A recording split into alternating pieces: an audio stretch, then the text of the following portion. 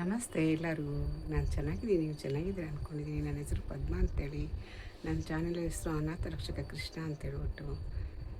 ದಯವಿಟ್ಟು ನಾನು ಭಜಗೋವಿಂದಮ್ಮು ದ್ವಾದಶ ಮಂಜರಿಕಾ ಸ್ತೋತ್ರము ಮುಂದುವರೆದ ಭಾಗ ಇದು ಹೇಳ್ತೀನಿ. ದಯವಿಟ್ಟು ಕೇಳಿ, ಕಮೆಂಟ್ ಮಾಡಿ, ಸಬ್ಸ್ಕ್ರೈಬ್ ಮಾಡಿ, ಲೈಕ್ ಮಾಡಿ ದಯವಿಟ್ಟು. ಶುಕ್ಲಾಂಬರಧರಂ ವಿಷ್ಣು ಶಶಿವರ್ಣಂ ಚತುರ್ಭುಜಂ ಪ್ರಸನ್ನವದನಂ ಧ್ಯಾಯೇತ್ ಸರ್ವವಿಘ್ನೋಪಶಾಂತಯೇ ಅಗಜಾನನ ಪದ್ಮಾರ್ಕಂ ಗಜಾನನ ಮಹರ್ನಿಶಂ ಅನೇಕದಂತಂ ಭಕ್ತಾನಾಂ ಏಕದಂತಂ ಉಪಾಸ್ಮಹೇ ಗುರುಬ್ರಹ್ಮ ಗುರುವಿಷ್ಣು ಗುರುದೇವ ಮಹೇಶ್ವರ ಗುರು ಸಾಕ್ಷಾತ್ ಪರಬ್ರಹ್ಮ ತಸ್ಮೈ ಶ್ರೀ ಗುರುವೇ ನಮಃ. ಅಖಂಡಮಂಡಲಾಕಾರಂ ವ್ಯಾಪ್ತಂ ಯೇನ ಚರಾಚರಂ ತತ್ಪದಂ ದರ್ಶಿತಂ ಯೇನ ತಸ್ಮೈ ಶ್ರೀ ಗುರುವೇ ನಮಃ. 6 ಶ್ಲೋಕ ಹೇಳಿದ್ದೀನಿ ಮೊದಲು. ಇದು 7ನೇ ಶ್ಲೋಕ ಹೇಳ್ತೀನಿ. ದ್ವಾದಶ ಪಂಜರಿಕ ಸ್ತೋತ್ರము ಭಜಗೋವಿಂದಮಲ್ಲಿ ಇದನ್ನು ಹೇಳ್ತೀನಿ, ಕೇಳಿ. ಭಜಗೋವಿಂದಂ ಭಜಗೋವಿಂದಂ ಗೋವಿಂದಂ ಭಜ ಮೂಢಮತೆ. ಭಜಗೋವಿಂದಂ ಭಜಗೋವಿಂದಂ ಗೋವಿಂದಂ ಭಜ ಮೂಢಮತೆ. ಅರ್ಥಮನರ್ಥಂ ಭಾವಯ ನಿತ್ಯಂ ನಾಸ್ತಿ ತತ ಸುಖ ಲೇಶ ಸತ್ಯಂ. ಅರ್ಥಂ ಭಾವಯ ನಿತ್ಯಂ ನಾಸ್ತಿ ತತ ಸುಖ ಲೇಸಃ ಸತ್ಯಂ. ಪುತ್ರಾದಪಿ ಧನ ಭಾಜಂ ಭೀತಿಃ. ಪುತ್ರಾದಪಿ ಧನ ಭಾಜಂ ಭೀತಿಃ. ಸರ್ವೈತ್ರೈಷಾ ವಿಹಿತಾ ರೀತಿಃ.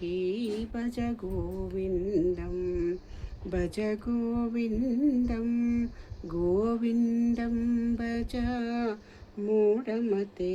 ಇದರ ಅರ್ಥ ಹೇಳ್ತೀನಿ. ಇದು 7ನೇ ಶ್ಲೋಕ. ಇದು ಇದನ್ನ ಅರ್ಥ ಹೇಳ್ತೀನಿ. ಯಾವಾಗಲೂ ಅರ್ಥವು ಅನರ್ಥವೆಂದು ಭಾವಿಸು. ಸತ್ಯವಾಗಿ ಅದರಲ್ಲಿ ಸ್ವಲ್ಪವೂ ಸುಖವಿಲ್ಲ. ಹೌದು. ಐಶ್ವರ್ಯ ಅಂತವರಿಗೆ ತಮ್ಮ ಮಕ್ಕಳಿಂದಲೇ ಭೀತಿ ತಪ್ಪಿದ್ದಲ್ಲ. ಸರ್ವತ್ರ ಕಾಣುವ ಸ್ಥಿತಿಯೇ ಇದು. 8ನೇದು ಹೇಳ್ತೀನಿ. ಬಾಲಸ್ತ್ರಾವತ್ ಕ್ರೀಡಾಸಕ್ತಃ ತರುಣಾಸ್ತಾವತ್ ತರುಣೀಸಕ್ತಃ ವೃದ್ಧಾಸ್ತಾವತ್ ಚಿಂತಾಮಗ್ನಃ. ವೃದ್ಧಾಸ್ತಾವತ್ ಚಿಂತಾಮಗ್ನಃ ಪರೆ ಬ್ರಹ್ಮಣಿ ಕೋಪಿ ನ ಸಕ್ತಃ. ಪರೆ ಬ್ರಹ್ಮಣಿ ಕೋಪಿ ನ ಸಕ್ತಃ. ಭಜ ಗೋವಿಂದಂ ಭಜ ಗೋವಿಂದಂ ಗೋವಿಂದಂ ಭಜ ಮೂಢಮತೆ. ಇದರ ಅರ್ಥ, ಬಾಲಕ ಯಾವಾಗಲೂ ಕ್ರೀಡೆಯಲ್ಲಿ ಆಸಕ್ತನಾಗಿರುವನು. ತರುಣ ಯಾವಾಗಲೂ ತರುಣಿಯಲ್ಲಿ ಆಸಕ್ತನಾಗಿರುವನು. ವೃದ್ಧ ಯಾವಾಗಲೂ ಚಿಂತೆಯಲ್ಲಿ ಮಗ್ನನಾಗಿರುವನು. ಆದರೆ ಯಾವನು ಪರಬ್ರಹ್ಮದಲ್ಲಿ ಅನುರಕ್ತನಾಗಿರುವುದಿಲ್ಲ. ನಿಜ. ಇದು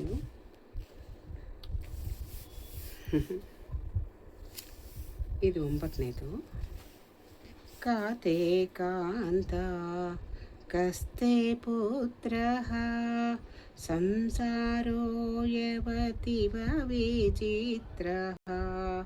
ಕಸ್ಯ ತ್ವಂ ಕಃ ಕುತಾಯಾತ. ಕಸ್ಯ ತ್ವಂ ಕಃ ಕುತಾಯಾತ. ತತ್ವಂ ಚಿಂತಯ ತದಿಹ ಭ್ರಾತಃ. ಭಜ ಗೋವಿಂದಂ ಭಜ ಗೋವಿಂದಂ ಗೋವಿಂದಂ ಭಜ ಮೂಢಮತೆ. ನಿನ್ನ ಕಾಂತೆ ಯಾರು, ಸುತನಾರು? ಈ ಸಂಸಾರ ಅತಿ ವಿಚಿತ್ರವಾಗಿದೆ. ನೀನು ಯಾರು, ಯಾರವನು, ಎಲ್ಲಿಂದ ಬಂದೆ? ಹೇ ಸಹೋದರನೇ, ಇದನ್ನು ಕುರಿತು ಯೋಚಿಸು. ಅದರರ್ಥ 10ನೇದು. ತತ್ಸಂಗತ್ವೇ ನಿಸ್ಸಂಗತ್ವಂ ನಿಸ್ಸಂಗತ್ವೇ ನಿರ್ಮೋಹತ್ವಂ ಸತ್ಸಂಗತ್ವೇ ನಿಸ್ಸಂಗತ್ವಂ ನಿಸ್ಸಂಗತ್ವೇ ನಿರ್ಮೋಹತ್ವಂ ನಿರ್ಮೋಹತ್ವೇ ನಿಶ್ಚಲತತ್ವಂ ನಿರ್ಮೋಹತ್ವೇ ನಿಶ್ಚಲತತ್ವಂ ನಿಶ್ಚಲತತ್ವೇ ಜೀವನ್ಮುಕ್ತಿಃ ಭಜ ಗೋವಿಂದಂ ಭಜ ಗೋವಿಂದಂ ಗೋವಿಂದಂ ಭಜ ಮೂಢಮತೆ. ಇದರರ್ಥ ಸತ್ಸಂಗದಿಂದ ನಿಸ್ಸಂಗತ್ವ, ನಿಸ್ಸಂಗತ್ವದಿಂದ ನಿರ್ಮೋಹತ್ವ, ನಿರ್ಮೋಹತ್ವದಿಂದ ನಿಶ್ಚಲತತ್ವ, ನಿಶ್ಚಲತತ್ವದಿಂದ ಜೀವನ್ಮುಕ್ತಿ ಪ್ರಾಪ್ತವಾಗುತ್ತವೆ. ವಯಸ್ಸಿ ಇದು 11. ವಯಸ್ಸಿ ಗತೆ ಕಹ ಕಾಮವಿಕಾರಃ ಸುಷ್ಟೇ ನೀರೇ ಕಹ ಕಾಸಾರಃ ಕ್ಷೀಣೆ ವಿತ್ತೆ ಕಹ ಪರಿವಾರೋ ಕ್ಷೀಣೆ ವಿತ್ತೆ ಕಹ ಪರಿವಾರೋ ಜ್ಞಾತೆ ತತ್ವೇ ಕಹ ಸಂಸಾರಃ ಭಜ ಗೋವಿಂದಂ ಭಜ ಗೋವಿಂದಂ ಗೋವಿಂದಂ ಭಜ ಮೂಢಮತೆ. ಇದರರ್ಥ ವೃದ್ಧನಾದ ಮೇಲೆ ಕಾಮ ವಿಕಾರವೆಲ್ಲಿ, ನೀರೇ ಒಣಗಿ ಹೋದರೆ ಸರೋವರವೆಲ್ಲಿ, ಐಶ್ವರ್ಯ ನಷ್ಟವಾದರೆ ನೆಂಟರಿಷ್ಟರಲ್ಲಿ, ತತ್ವವು ಗೊತ್ತಾದ ಮೇಲೆ ಸಂಸಾರವೆಲ್ಲಿ. 12ನೇ ಶ್ಲೋಕ ಹೇಳ್ತೀನಿ.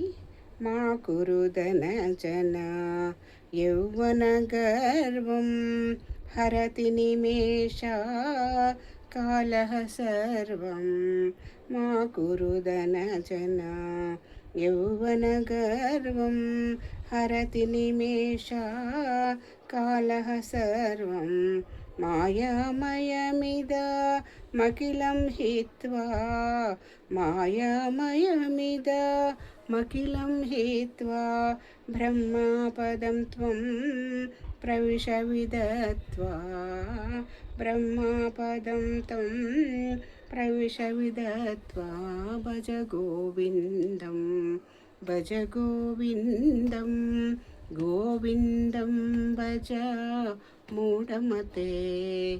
ಇದರರ್ಥ ಧನಜನ ಯೌವನಗಳಿಂದ ಗರ್ವ ಪಡಬೇಡ. ಕಾಲವು ಇವೆಲ್ಲವನ್ನು ಕ್ಷಣದಲ್ಲಿ ನಾಶ ಮಾಡುವುದು. ಮಾಯಾಮಯವಾದ ಈ ಅಖಿಲ ಜಗತ್ತನ್ನು ತೊರೆದು ಪರಬ್ರಹ್ಮ ಸ್ವರೂಪವನ್ನು ತಿಳಿದುಕೊಂಡು ಅದರಲ್ಲಿ ಪ್ರತಿಷ್ಠನಾಗು. ಇದನ್ನು ಶಂಕರಾಚಾರ್ಯರು ನಮಗೆ ಹೇಳಿದ್ದಾರೆ. ಸ್ವಲ್ಪ ಆದರೂ ನಮ್ಮಲ್ಲಿ ನಾವು ರೂಢಿಸ್ಕೊಳ್ಳೋಣ. ದಯವಿಟ್ಟು ಎಲ್ಲರೂ ಸ್ವಲ್ಪ ರೂಢಿಸ್ಕೊಳ್ಳಿ. ನಮಸ್ತೆ. ಏನಾದ್ರು ತಪ್ಪಿದರೆ ದಯವಿಟ್ಟು ಕ್ಷಮಿಸಿ.